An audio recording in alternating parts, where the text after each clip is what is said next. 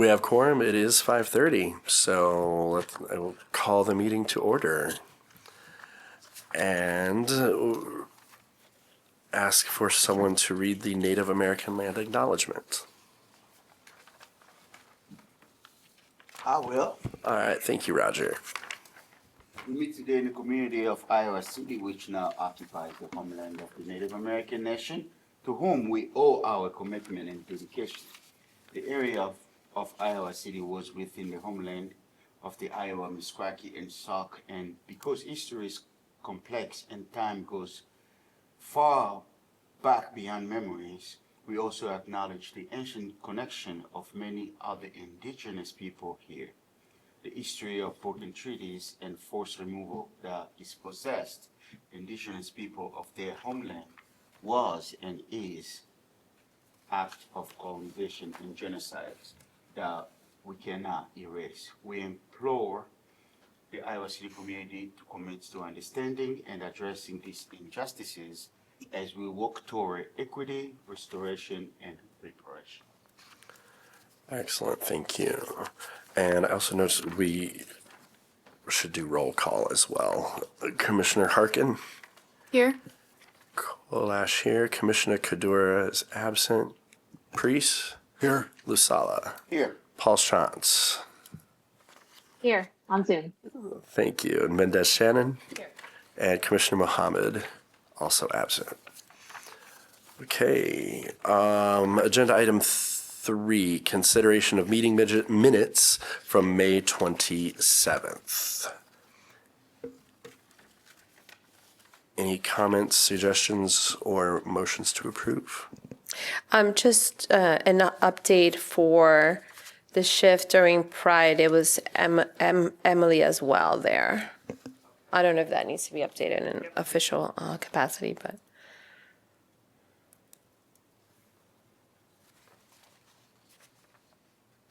I move to approve with the modification. Do we have a second? I second. All right, all those in favor of approving the minutes? Aye. Aye. Any opposed? All right. Item 4, public comment of items not on the agenda. Seeing no one here in the room or online, we'll move on to item 5, correspondence. I didn't see anything in the packet. Stephanie, anything else? Nope. Right. Item 6, update from the police department's community outreach. Looks like Trey is he going to be late? Meeting tonight conflicts with the South District. Oh, okay. Their association meeting, and so I believe that's where they are at. Okay. Great. Well, we will look forward to an update next time. Item 7, community dialogue conversations. This is an update on kind of an ongoing project and work that we've been doing. I believe, Kelsey, I think you were spearheading this one. Do we have an update? Not today. No update today. Okay.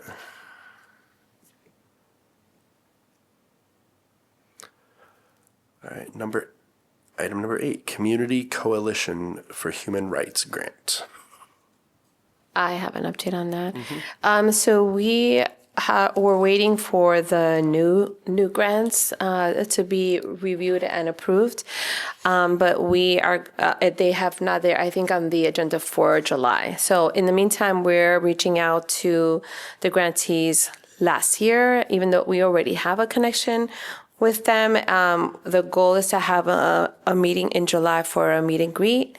And I think August would be another time where we will have then access to the new grantees and have another meet and greet.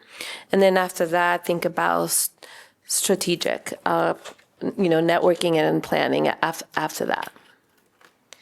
No date for a meeting yet. Okay. Thoughts on a place for that? Not yet. Not yet? Okay. We definitely want in person. Yeah. Will that conversation be relevant to the city council's approval of the grants? No, not if it's just last year's. They'll be wrapping their grants up on June 30th. Thank you. Yeah. And there are, let me think, there's, I think the Ned Ashton House is still an option. There's also the East Side Recycling Center. Terry Trueblood. There's the water treatment plant has a really nice meeting room. Okay. There's a few places outside of kind of your traditional city buildings that people. The airport has a really nice meeting room that you can see the planes landing. Great. Thank you. Yep, some options. I'll follow up also with you, Stephanie, on that. Okay. Great, thank you. Item 9, professional development opportunities for community members. I put that on there based upon a conversation that I had with one of the commissioners after the last meeting, so I'm kind of putting them on the spot. But do you mind just kind of sharing what you shared with me? Because I did think it was a good idea. Yeah. Okay, Hello, sorry. everyone. Yeah. Sorry for coming a bit late. I did not get the chance to send you the link, Stephanie. But it's about you were talking about the human rights consultant, or it's like a certificate that you get to attend courses, and then you get certified for being a human rights consultant, and where you get a chance to go outside and exactly know what you are doing with the community members and. Define what a human right is, and how you should work within that frame of advocating for others and leading the way of showing them where to go if they need something like that. So I found like multiple websites that they were offering those courses, and I was sharing with Stephanie that I was hoping that this commission can provide such, or designate some of the grant money to be just designated for that area if some of the commissioners are, welcoming of the idea, or if they have an interest of holding such a position where they can do better or be involved more, they can maybe attend it and be covered by the Human Rights Commission of Iowa City.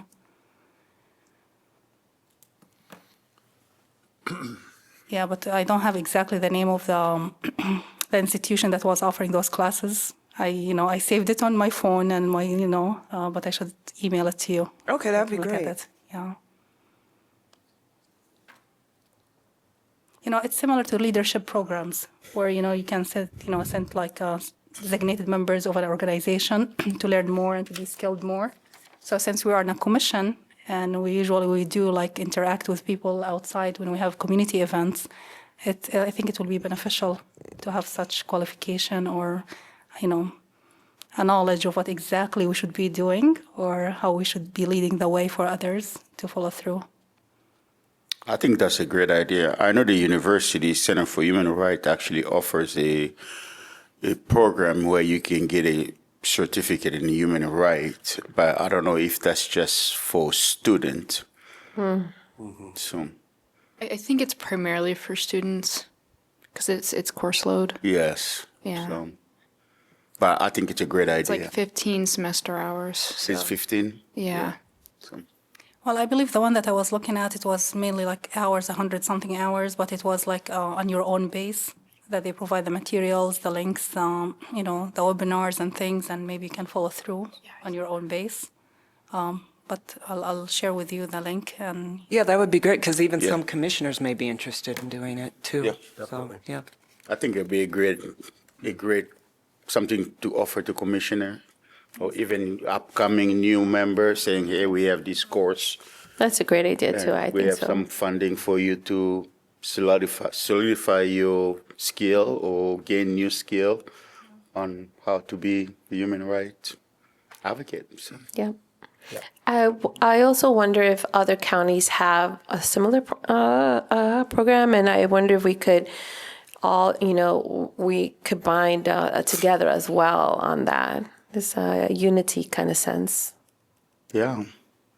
I don't know, maybe when you provide us with the link, maybe it's we can look into the source where it's coming from. Maybe it's linking to something. So, And please, all of you, feel free to even Google or look for, something that's within this frame. So maybe come up with other more legitimate or more appropriate, for what we're seeking. Relative to this, but irrelevant to this, is tomorrow night's that Ujamaa virtual listening session that we're all notified about.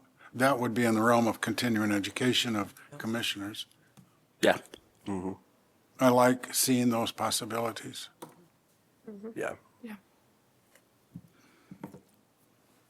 That was actually sent by former TRC member Wangui Gathawa. Oh, So there, I don't What a know. network. I think she's the director of. I think it's pronounced NISA, but I'm guessing maybe they have something to do with the program. okay. Great. Excellent. Looking forward to hearing I think more it's a about great that. idea. Yeah. Oh, Kelsey has her definitely. hand raised. Oh, Kelsey. I just wanted to add, I think it's a wonderful idea. I think too, if anyone is interested, there are some really great listservs that anyone can join from human rights focused organizations that include kind of up-to-date resources and research on human rights related issues too. So if you're interested in that, I can send a few along or just reach out to me directly. I think it'd be great if you can send it to Stephanie. Maybe she can send it to all of us. That'd be Yeah, great. I think we'd all be interested in that. Yeah. Yeah. Thank you, Kelsey. Thank you. Thank you. Thank you. Love that. And if we have a lot of resources, maybe we can kind of divide it up and then share the knowledge amongst each other. Why not? Yeah. All right, number 10. Item number 10 is Party in the Park this summer. And we do have on the last page of our packet tonight a list of those events. Thursday nights from 6:30 to 8. Some of those have already taken place. There's another one this week at Scott Park. And then Hunter's Run Park, Mercer Park, and Willow Creek. And it looks like we have a couple commissioners already signed up for July 24th, Willow Creek Park, Cadora and Priest. And July 31st is on the back page. That's Frauenholtz Miller Park, and Kelsey has signed up for that. So we do have a couple more opportunities, Hunter's Run, Mercer, and then in August at Weatherby Park, Court Hill Park, and Brookland Park. And we even have the list of all of the headliner performers for each week there in our on our packet. I'm not familiar with any of these, but I'm sure they're fantastic. All right. Anyone know right now or able to commit to any of these dates? Not yet.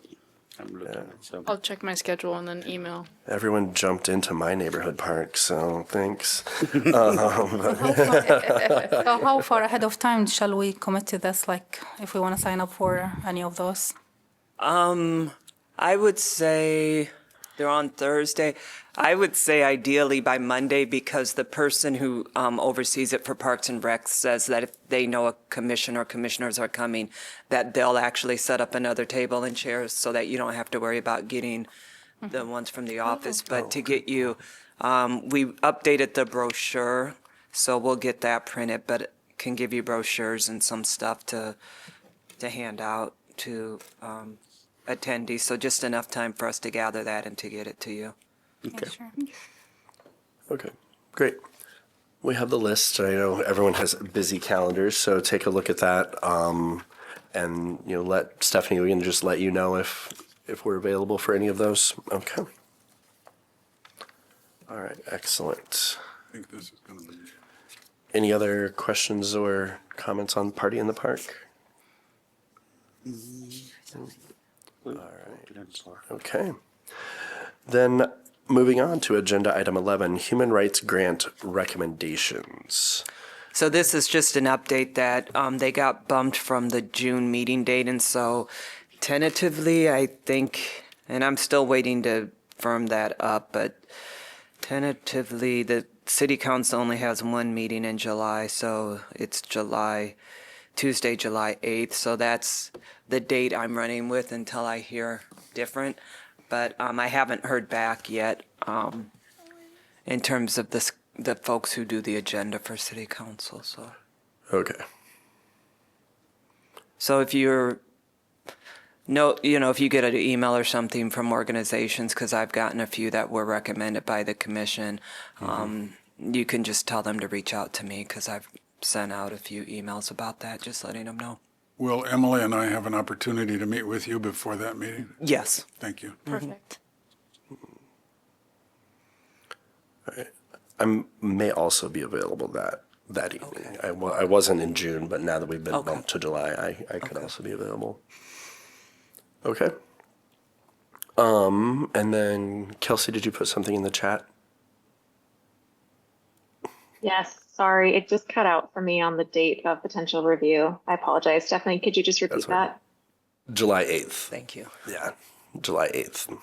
And that's the only council meeting in July then, correct? Yeah. Yeah, okay.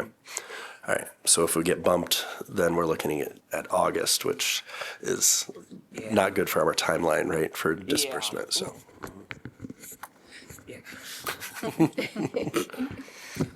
Sorry.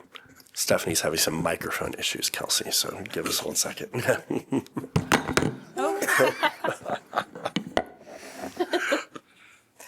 All right, no, you're fine, you're fine. Okay, all right, so we'll await word on our position on the council agenda. Then that brings us to item 12, staff and commission updates. Reminder, no engaging in discussion during the updates. And we'll start with Stephanie. Any updates from staff? Just a reminder that there is a vacancy on the commission, and if you know anyone who you think would be great, they have to apply by Tuesday, July 1st. I think the deadline is 5 p.m. They have to submit the application. So. Good. I was doing some heavy recruiting at Pride. Okay, yeah. All right. Updates from other commissioners? I did some heavy recruiting too, then I found out one of them lives in Coralville, another one lives in North Liberty. Yeah, I found that too, and then I always see them in Iowa and I know City, we're not supposed to discuss, but yes, I ended up asking them first, like, do you live in Iowa City? And if they said yes, then I gave them the recruitment pitch. I think it's valuable, though, for us to invite others to recruit, too. Yeah. All right. Updates from any commissioners? Any volunteers to go first? Well, I can go first. So we have hosted on June 8th the Eid al-Adha celebration for the Muslim community. And I think this is the biggest that the community have ever witnessed since they lived in Iowa City. We had partnered with the police department, with the fire department, with other artists, balloon artists and, face painting and local vendors too. It was, heartwarming to see all the community coming together. We had more than 500 people showing up. Oh, my. We lost track after we handed the first 300 bags of favors for the kids, only the little ones. So it was daunting going through the prep for everything. I have wept and cried a lot before I went to the event. And I was thinking that while I was doing the treat bags, if I could have a chance to make one for each single Palestinian child in Gaza. So it wasn't an easy, but bringing smiles to our children here in Iowa City, it's what gives me hope and what's keep me going too. And this event was serving not only the people of Iowa City, but we had people from Cedar Rapids, from Tiffin, from North Liberty, from all the surrounding areas showing up too. So I think all of us, we have the thirst of sense of belonging and community. And I think we try to heal by being together. Sorry, I always get emotional talking about it. But anyway, it was a successful event and we made it happen. And I look forward to other, opportunities just to bring the joy for others. Other than that, since I'm a board member at the Coralville Food Pantry, tomorrow, Wednesday, the Coralville Food Pantry is teaming up with local partners to implement a Healthy Kids IO distribution for Johnson County households under the 185% of the federal poverty level with kids aged 4 to 18. So if they go there, they can get they have to go to Northwest Middle School, which is a parking lot between Northwest Middle School and Kirkwood School, between 2 and 6 p.m. Each household can expect to take home a mixture of non-perishable, cold, and frozen foods valued at approximately $40 per each child. So we're working tomorrow hard to prep everything and expecting people to show up and just to be able to get those to their houses and benefit from such a great, gifts. So if you know anyone who would like to benefit from this, just send them that way. And I think that's all for me. Thank you.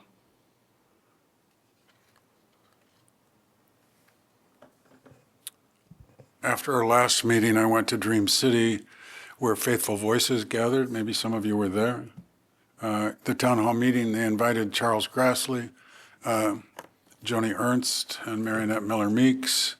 There were chairs on the dais for them with their names, phone numbers, email addresses. And then there were 11 speakers who addressed issues to each of them.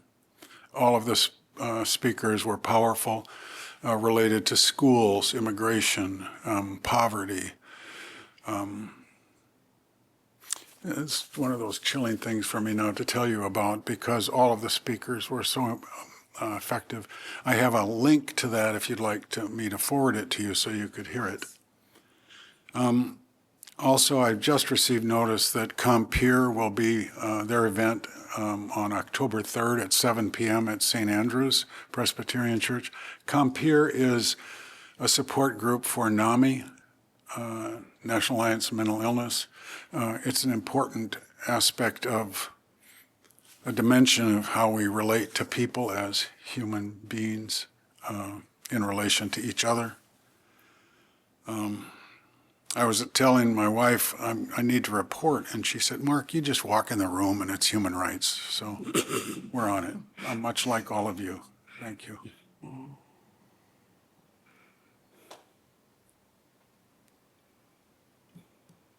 I'll give an update.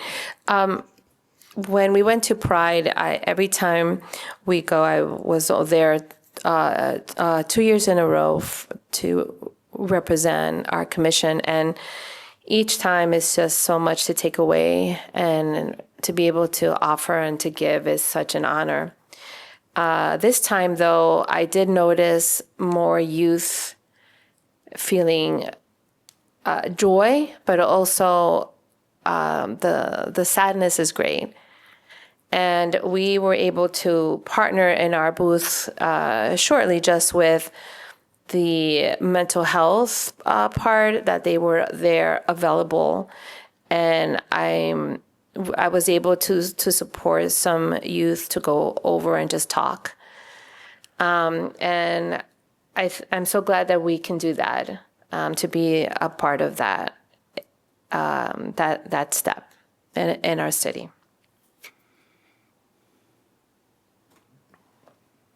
I'll go since mine's kind of related. This was the first Pride I've ever gotten to attend, and it was truly wonderful. Despite like all the strains felt upon people of that community, currently, always, it was so joyous. It was probably one of the most joyous celebrations I've ever been to. And I had a great time being there representing the Human Rights Commission and getting to talk with all different kinds of people. It was great to see Iowa City in a new light. The reason I wasn't there, but my Rotary group was, is that I was in Traverse City, Michigan, with my goddaughter, who I married to her beloved wife, and celebrating their children's graduation. But Traverse City knows how to do Pride. And I relieved Liz and Emily at Pride, and actually had a great talking about great interactions. There were a mother and her daughter. They're in Iowa City visiting from China. Her son is at a camp at the university, and she had no idea what was going on. And so she asked, "What is this festival? This is so great. This is wonderful." And just getting to explain that, and for her to see that, where coming from China, where there is no festival like that, and they're not allowed to celebrate that, was really interesting, and just really incredible to see, her reaction to that outpouring of, like you said, like just so much joy, even in the face of, renewed attacks and discrimination, just the joy there was powerful. This was my second or third second Pride this year. I was in Washington, D.C. at the beginning of June for World Pride. And I attended a human rights conference in conjunction with that was held by the World Pride Committee. Attended a few great panels, one by the Washington, D.C. Office of Human Rights. Washington, D.C. actually has an office dedicated to LGBTQ rights as well within their Office of Human Rights. So they talked about, kind of the work they do. Lots of great things, some great speakers. Capped off at the end with a wonderful panel talking about drag as a form of resistance and a form of expression, led by Bob the Drag Queen with Peppermint, Mrs. Kasha Davis. If you've watched RuPaul's Drag Race, you know all these people. They're pretty famous drag performers. But the one thing I think the biggest takeaway I think came in the opening keynote. It was a human rights activist who was from London. She had to join virtually. Her visa was not approved to come to the United States for the conference. And she said, for so many years we've talked about allies and allyship, and in our struggle for equality, finding allies that can join our fight. And she said, throughout our progress, we've been taking incremental steps forward, and allies have helped us along the way. But now, as we're getting pushed back and we're having rights taken away, what we need aren't allies anymore. We need accomplices. We need people who are willing not to just stand with us, but to get in the fight with us, to stand there and to do some of the work, to help out. As we keep seeing more and more legislative and judicial attacks on the LGBTQ community. So that was just the biggest takeaway that I had from that conference. It was great. Met some wonderful people from Amsterdam who are hosting next year's World Pride. So if you're looking for an excuse to go to Amsterdam, it'll be great. It'll be a great party. Yeah. So, and Jennifer Lopez performed. It was fantastic. So yeah, I missed Cynthia Erivo because I didn't get to the end of the parade route in time. But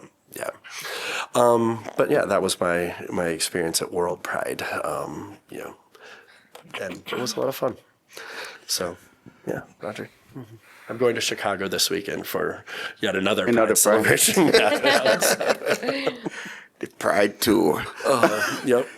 Well, it was, even with the heat, the turnout was great. Still, It was fantastic to be in Iowa City during Pride. It's always great to be in Iowa City during Pride because Iowa City really comes out and you can see the support. So I hope we can keep stepping out and not just be allies, but be accomplices. So that'll be my new word, be an accomplice. Don't just be an ally. I also want to step back to talk about Thursday was Juneteenth. Thank you. And this year, Juneteenth was held at the South District. And the time has changed, the way it was celebrated in the past. And this year was the first time that human rights, we did not staff a table because of the time constraint. I know Emily volunteered earlier in the day, and I volunteered later in the day because, as you know, Juneteenth is a federal holiday. It's a city holiday. It's a county holiday, but it's not a state holiday. And many of us that work for the state, we are obligated to be at work. So the celebration was from 1 to 9 p.m. and we couldn't take the time to be there during the day to staff the table. So we did not have human rights representation on the table as a booth, but we were there in the evening and the event was great. There was a big turnout and hopefully we can find a way to be there. If they're going to continue to be on the south side, we can find a way to be there because we have staff there the last couple of years. I think last year was Mark and I because it was downtown here. So to show just the support on Juneteenth as well. So it was kind of a great celebration when we got there. There were a lot of people and supporting Juneteenth as well, and great performance, and people just showed up. I know the city supported it financially, and the county supported financially, and people in the community just show up to share a meal and just socialize. So it was great to see people coming to support that event as well, just the same way we come out downtown. And Friday here, our downtown series, the music series, it was actually a Juneteenth theme on Friday music, so it was great. We met some people came from Australia. They didn't know what was going on, and we just happened to be hanging out, having fun, and with the mayor, and they ended up meeting the mayor and taking picture. They're like, "What's going on here?" We're like, "Yeah, we're celebrating Juneteenth." So they took pictures. So they say they'll come back to Iowa City again for Juneteenth and Pride. So we keep inviting them. So it was great to be in a city that really embraces diversity and celebrates our differences. So. Doug, I had a question, and it's an awkward one. Is there a way to separate Pride and Juneteenth on different weekends? Who decides that? I don't know. I know Iowa City Pride is an Iowa City organization. Pride is an organization. Who does Juneteenth? Well, Juneteenth, it's actually the 19th of June. Yeah, I know we aim at the day. But they in Iowa City, the Black Voices project, they group that puts out the event. So, yeah. And I think Pride, and somebody can correct me, I think there's kind of a agreement so that every week in major cities in Iowa, there's a Yes. Pride. And so I think Iowa City just kind of usually has it around this time Yeah. each year, because otherwise it disrupts when Davenport or Cedar Rapids or Des Moines Glad I are asked. there. So Always learning. And there's always so many things going on Iowa City. Just think about for the last 3 weekends, there's something going on. We have Pride, we have the Block Party, then we have Jazz Fest, all 3 weekend book of events. So, Party on. yeah. Yeah, and a lot of cities struggle with that, to answer your question, Mark. Cedar Rapids has their Pride in July. I lived in Madison, Wisconsin for 10 years. Their Pride was in August. Yeah. Just because, in June is so full, and a lot of people in Madison would go to Milwaukee or Chicago. So Madison discovered, well, we're better off in August because we can get a crowd then. Cedar Rapids does theirs in July, so it just kind of, it depends. Palm Springs does theirs in October because no one wants to be outside in Palm Springs in June. For what it's worth. But I think that's a good point. It would be nice to spread things out a little bit, but like Roger said, there's so much going on in Iowa City in the summer that So much. Yeah. Kelsey, any updates from you? Yeah, just a couple. Not cheery updates this time, I'm sorry, but just in that spirit, I think it was only 10 days ago that there was a politically related and motivated assassination in the state just north of us. And I know I just want to mention that in context of really rising political violence across the United States, that there are resources. So if you know of any individuals who maybe have a public-facing role, there's some resources I can share about organizations that are working to help protect those individuals or equip them with resources or even security apparatus in order to better protect themselves, especially in cases where they might be elected officials or staff members of municipalities, state legislatives, et cetera. And I want to mention, too, that it's important that we talk about political violence and recognize its influence in our society, both because it has a silencing effect beyond those that are directly targeted. So it's deliberately trying to quiet those who are, in many cases, working towards the protection of human rights. And it is a human right to have a freedom of speech, too, I would say. So it's important that we recognize those patterns and trends. I think, too, that it's important that we talk about political violence in context of rising authoritarianism, too, and recognize that political violence can be a threat to free and fair democracy and is aligned with a lot of the more authoritarian trends that we're seeing. but there are things that we can do. So just a reminder that for all of us, you can interrupt the spreading of false narratives and the fueling of conflict or an us-them mindset too. Step in, disrupt those spaces, disrupt the misinformation when we see it, protect those who are in those spaces too if we can't be in them. And I think, making sure that we are equipping our networks with how to verify trusted online resources and sources, and making sure that we're fighting against any manipulation of information that might be informing political violence too. If you have questions, there's a whole slew of things that I could share, but just reach out to me directly if you're interested in that. And then I just want to mention that right now, there's a number of NGOs who have just been notified that they're under immediate investigation. These NGOs in the United States, these NGOs, non-governmental organizations, are civil society groups that are in many cases working with migrant populations, especially closer to our southern border. And they're being investigated by our current governmental, the Trump administration and affiliates, really because of their work with migrant populations. And so just something to keep in mind that as we're keeping our eyes wide open. I'll just leave it there. Those are my only updates. I'll end with a cheery note that I am traveling to see family over this coming month. So if you don't hear from me, I am still watching all emails. Just reach out, but getting some time with family, which is nice. Great, thank you. Thanks everyone for your updates. I just need to add one more thing. Since we're, meeting at the City Hall, I should give much gratitude and gratefulness for Mayor Bruce Teague and Council Member Sean Harmson for attending our Eid event.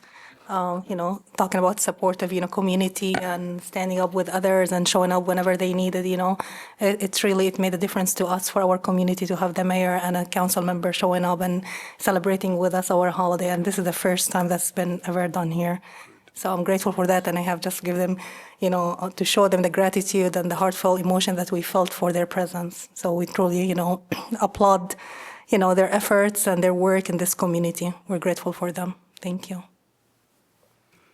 And just the final note too, with the support with youth, also with Stephanie, the swag and the pride organization was really over the top. So thank you.